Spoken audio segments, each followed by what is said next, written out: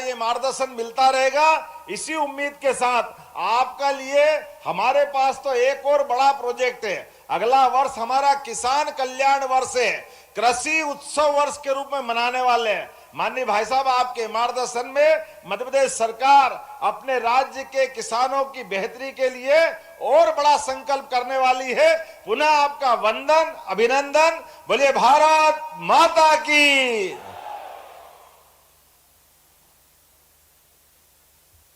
धन्यवाद। अब एक वीडियो फिल्म का प्रदर्शन होगा जिसका मूल विषय है बसामन मामा गौवंश वन्य विहार एवं प्राकृतिक खेती।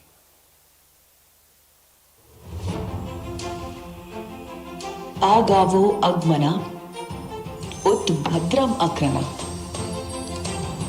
सीदंतु कोष्टे रण्यत्वमे।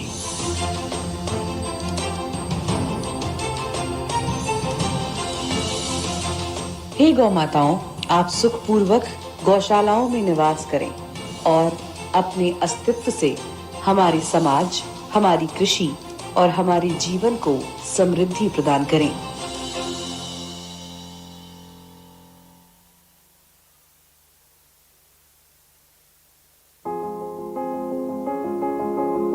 भारतीय सभ्यता की उस जीवन दृष्टि का आधार है जिसमें मनुष्य, पशु और प्रकृति परस्पर विरोधी नहीं बल्कि एक दूसरे के पूरक माने गए हैं। पौराणिक परंपरा से लेकर लोक आस्था तक भारत की चेतना में ये विश्वास सदैव स्पष्ट रहा है कि गौ संरक्षण और वन संरक्षण के बिना समाज का संतुलित, समरस और दीर्घकालिक विकास संभव नहीं है। आज जब निराश्रित गौवंश की बढ़ती संख्या, कृषि संकट, मिट्टी की घटती उर्वरता और पर्यावरणीय असंतुलन एक साथ हमारे सामने उपस्थित है, ये विचार पहले से कहीं अधिक प्रासंगिक हो जाता है।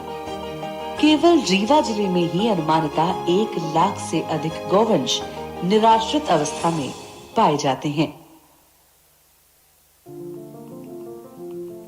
इन्हीं चुनौतियों को स्वीकार करते हुए मध्य प्रदेश के जिला रीवा के ग्राम पुरवा में भगवान बसामन मामा की पुण्य भूमि पर बसामन मामा गौवंश वन्य विहार की स्थापना की गई। ये परियोजना माननीय प्रधानमंत्री श्री नरेंद्र मोदी जी की गौवंश संरक्षण और प्राकृतिक खेती की अवधारणा पर आधारित है।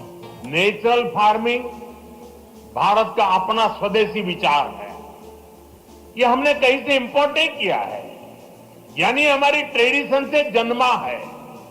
हमारे पूर्वजों ने तपस्या करके इसको तैयार किया है और ये हमारे पर्यावरण के अनुकूल है।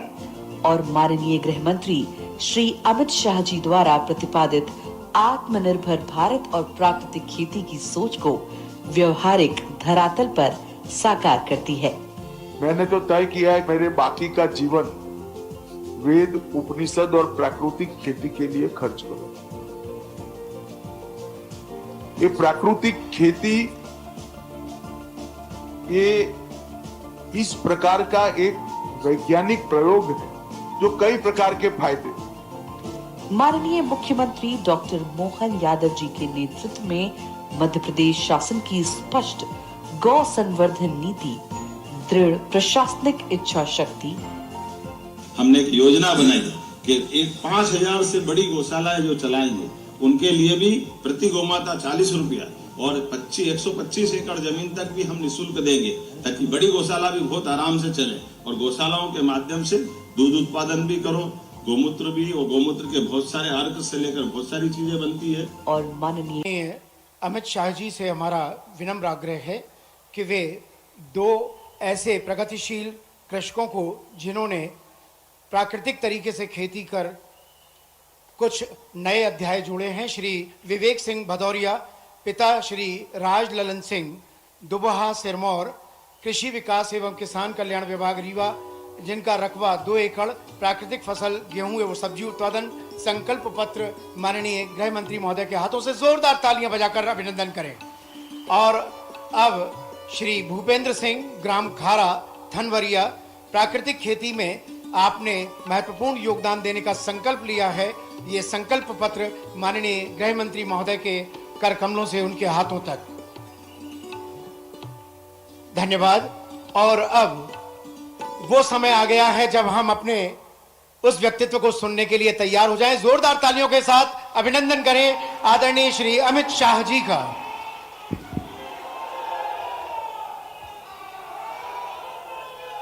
मेरे साथ बोलिए, भारत माता की।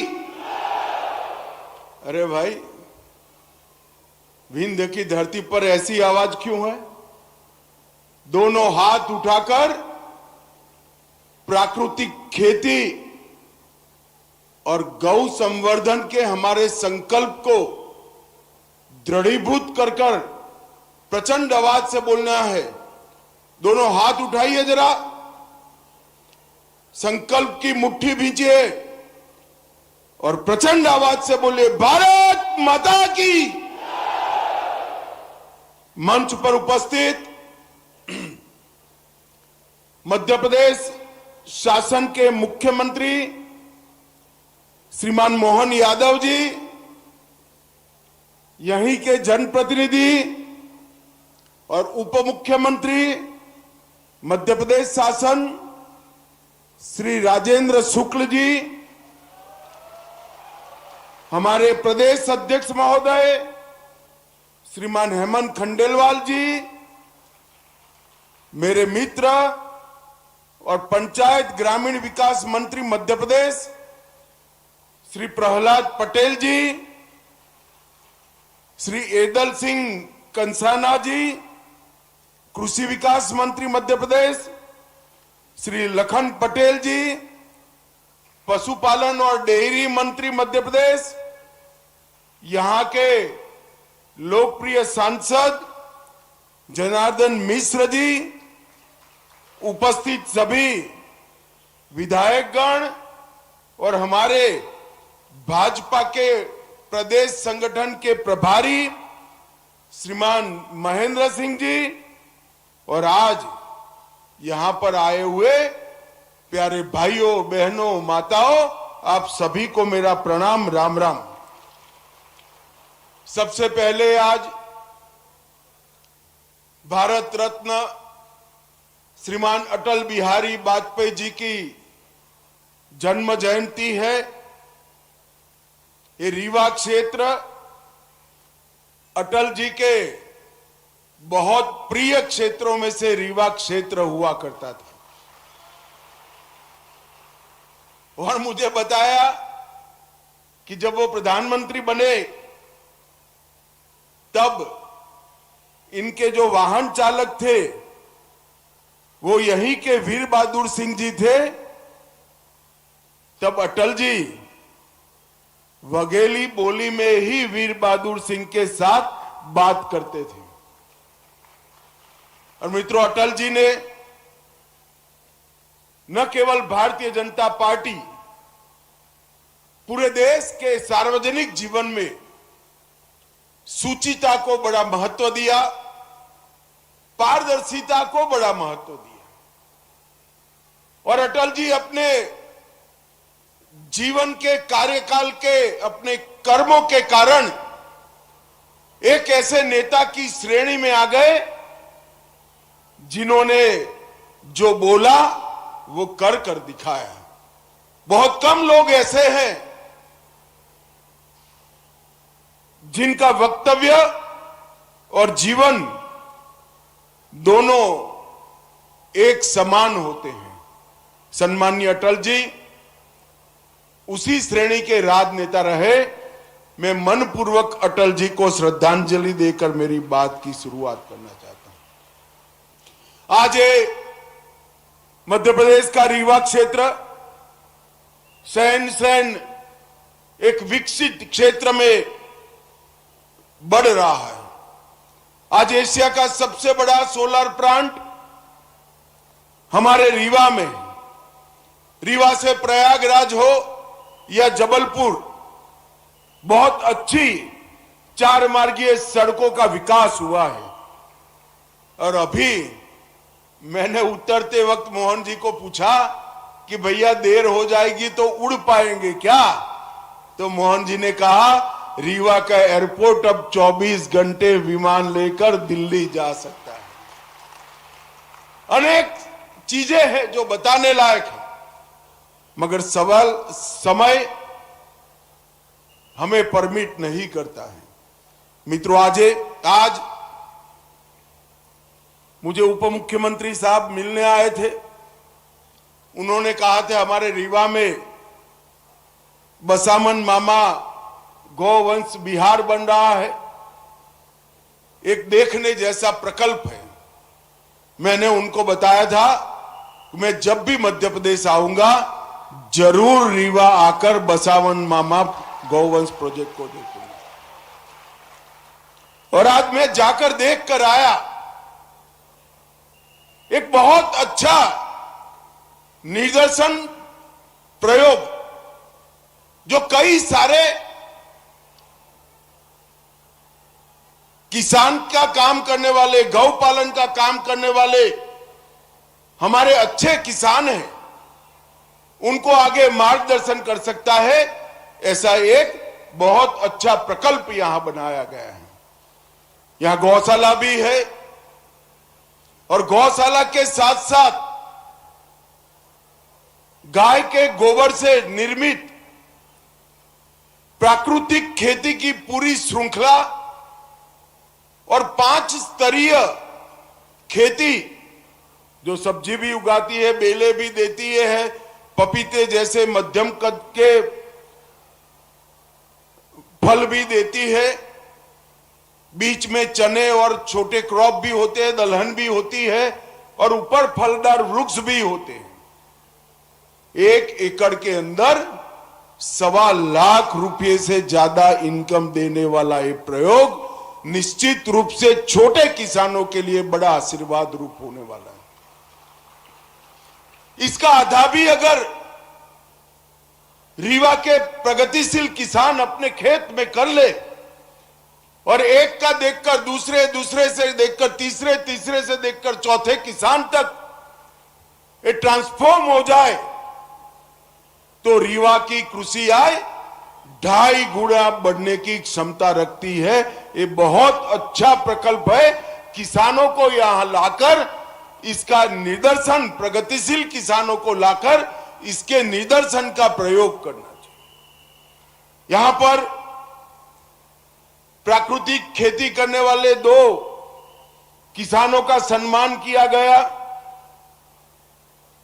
मित्रों, प्राकृतिक खेती एक ऐसा हमारा परंपरागत प्रयोग है जिसको हम भूल गए। एक ही देसी गाय से 21 एकड़ खेत में खाद के और पेस्टिसाइड्स के उपयोग के बगैर प्राकृतिक खेती होती है। किसान को जगत का ताज कहते हैं, क्योंकि किसान की मेहनत से जो अनाज उत्पन्न होता है वो पूरी दुनिया का, देश का पेट भरने का काम करता है। मगर आप मुझे बताइए भाई, हमें अधिकार है कि वो ही अनाज को जहर से भरकर हम लोगों को खिलाएं। ढेर सारे रोगों के मूल में जाते हैं, चाहे बीपी हो, चाहे डायबिटीज हो, चाहे थायराइड हो, अनेक प्रकार की बीमारियां अनाज में मिश्रित एक केमिकल फर्टिलाइजर से होती है। अब किसान कहेगा मेरी आय का क्या होगा? मगर प्राकृतिक खेती एक ऐसा प्रयोग है जो गौ माता के गोबर और मूत्र के उपयोग से, छोटी छोटी प्राकृतिक चीजों की मिलावट से एक ऐसी व्यवस्था बनती है जो किसान की आय को भी कम नहीं करने देती और उनकी उपज शुद्ध होती है। किसान की आय बढ़ेगी, पानी का बचाव होगा और कई प्रकार के रोगों से अनाज खाने वाले लोगों की मुक्ति होगी। और ये एक्सपेरिमेंट अब छोटा मोटा नहीं है। देश के 40 लाख किसान प्राकृतिक खेती को अपना चुके हैं और ये सिद्ध हो चुका है। मैंने मेरे खुद के खेत में इसका एक्सपेरिमेंट किया है। इससे उत्पादन कम नहीं होता है, उत्पादन बढ़ता है। और मित्रों, जब प्राकृतिक खेती बढ़ने लगी तो विश्वास का संकट आया कि प्राकृतिक खेती का सर्टिफिकेशन कौन सा, ये प्राकृतिक अनाज, ऑर्गेनिक अनाज, इसका सर्टिफिकेशन कौन करेगा। नरेंद्र मोदी जी ने सहकारिता मंत्रालय के माध्यम से बड़ी कोऑपरेटिव इसका काम कर रही है, जो प्राकृतिक खेती की उपज का सर्टिफिकेशन लेबोरेटरी में, विश्व के सबसे आधुनिक लेबोरेटरी में इसका परीक्षण, इसका पैकेजिंग, इसका मार्केटिंग और इसका एक्सपोर्ट करने की व्यवस्था की है। और आने वाले दिनों में देश भर में 400 से ज्यादा प्रयोगशालाएं किसान को सर्टिफिकेट देगी कि इसका खेत भी प्राकृतिक है और इसकी उपज भी प्राकृतिक है, जो किसान की आय को लगभग 1.5 गुना बढ़ाएगी। दुनिया भर में बहुत बड़ा बाजार है प्राकृतिक खेती का। पूरी दुनिया मान चुकी है कि ऑर्गेनिक अनाज खाने से, ऑर्गेनिक खाना खाने से स्वास्थ्य अच्छा रहता है। और दुनिया के बाजार में हमारे किसान का ऑर्गेनिक प्रोडक्ट अच्छे से पहुंच पाए, इसके लिए सर्टिफिकेशन चाहिए, साइंटिफिक टेस्टिंग चाहिए, पैकेजिंग आकर्षक चाहिए और मार्केटिंग की व्यवस्था चाहिए। तो भूमि परीक्षण से सर्टिफिकेशन देना, उपज का लेबोरेटरी में टेस्ट करके सत्यापन करना और आकर्षक पैकेजिंग और मार्केटिंग और एक्सपोर्ट के माध्यम से किसान की आय बढ़ाने के लिए हम आगे बढ़ रहे हैं। ऐसे छोटे छोटे लाखों निदर्शन फार्म इस मुहिम को आगे बढ़ाते हैं। हम जिस धरती को अपनी मां कहते हैं, इसको सीमेंट कंक्रीट जैसा बना देना कोई बेटे बेटी को शोभा नहीं देता। इसके प्राकृतिक तत्व को, इसके प्राकृतिक गुण को हमें संभाल कर रखना चाहिए। आज यहां पर 2 एक्सपेरिमेंट हुए हैं, निदर्शन फार्म भी बने हैं। मैं आशा करता हूं कि निदर्शन फार्म रीवा क्षेत्र के हजारों लाखों किसानों के लिए आने वाले दिन में मार्गदर्शन भी करेंगे, पथ प्रदर्शक भी बनेंगे। मित्रों, आज इन निदर्शन फार्म का नाम बसावन मामा के नाम से रखा है, जिन्होंने प्रकृति के लिए अपने प्राण दिए, पीपल के वृक्ष को बचाने के लिए पूरा जीवन खर्च किया। मैं आज हम सभी को, जो मंच पर बैठे हैं और सामने बैठे हैं, क्या हम तय कर सकते हैं कि हमारे गांव में यहां से जाकर अगली बारिश की मौसम में कम से कम 5 पीपल के वृक्ष बोकर बसावन मामा को हम श्रद्धांजलि देंगे क्या? पीपल के वृक्ष से प्रकृति की अनेक प्रकार से सेवा होती है। बोने वाले से 4 गुना आयुष्य वो वृक्ष का होता है। एक रूप से आपके जाने के बाद भी वो पीपल का वृक्ष आपको जिंदा रखेगा। और सबसे ज्यादा ऑक्सीजन का उत्सर्जन करने वाला कोई वृक्ष है तो ये पीपल का वृक्ष होते हैं। और ये पुण्य कार्य भी है। भगवान श्री कृष्ण ने गीता में गाया है कि वृक्षों में मैं पीपल हूं, तो स्वयं विष्णु का वास जिसमें है वो पीपल का वृक्ष होता है। इसको कोई काटता भी नहीं है। एक लिए बोल दीजिए, अपने सर से बड़ा कर दीजिए, वो 200-300 साल तक धरती मां की, लोगों की और प्रकृति की सेवा करता रहेगा। हम सब आज बसावन मामा को श्रद्धांजलि देने के लिए 5 पीपल के वृक्ष बोकर अपने सर से बड़ा करने का संकल्प कर जाए।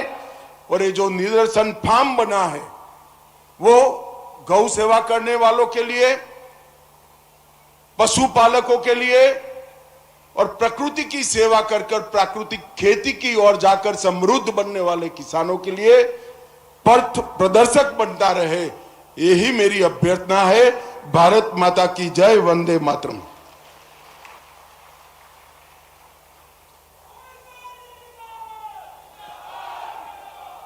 बहुत बहुत धन्यवाद माननीय गृह मंत्री महोदय। कार्यक्रम में हम हमारे समस्त अतिथि अब यहाँ से प्रस्थान करेंगे। उसके पूर्व हम उनके प्रति कृतज्ञ भाव ज्ञापित करते हैं कि उन्होंने अपना बहुत बहुमूल्य समय हमारे बीच देकर हम सभी को कृतार्थ किया। धन्यवाद। जय हिंद।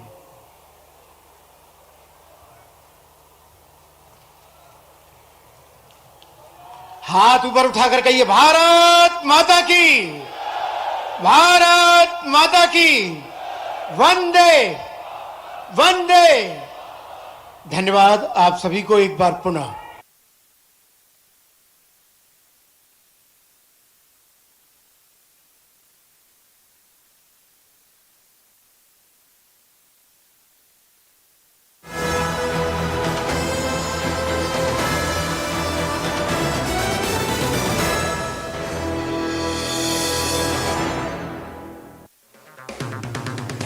अगर आप बनना चाहते हैं एंकर या फिर आप में है जुनून एक तेज तर्रार न्यूज रिपोर्टर बनने का, तो आप ज्वाइन करें आईटीवी और इंडिया न्यूज एक्स का media school. ITV next media international school का कोर्स आपको मौका देता है देश के दिग्गज एंकर्स के साथ काम करने का। ITV next media international school में आप बेहद नजदीकी से देख पाएंगे किस तरह से आईटीवी नेटवर्क के दिग्गज पत्रकारों की टीम दिन रात खबरों पर काम करती है। इस कोर्स के दौरान आप सीखेंगे एंकरिंग की एक एक बारीकी उन एंकर्स के साथ जो देश को रखते हैं हर खबर से बाखबर। ITV next media international school का ये कोर्स आपके एंकरिंग स्किल्स को करेगा इतना सशक्त, मजबूत, जिससे आप बनेंगे पत्रकारिता की दुनिया का वो चमकता चेहरा जो दुनिया देखेगी और पसंद करेगी। मुद्दे जो मुर्दा न बन जाए, सरकारें जो बहरी न हो जाए, खबरों की इस दुनिया में सच्चाई कहीं छुप न जाए। देखिए मेरे साथ मुद्दे की बात। अगर आप बनना चाहते हैं एंकर या फिर आप में है जुनून एक तेज तर्रार न्यूज रिपोर्टर बनने का, तो आप ज्वाइन करें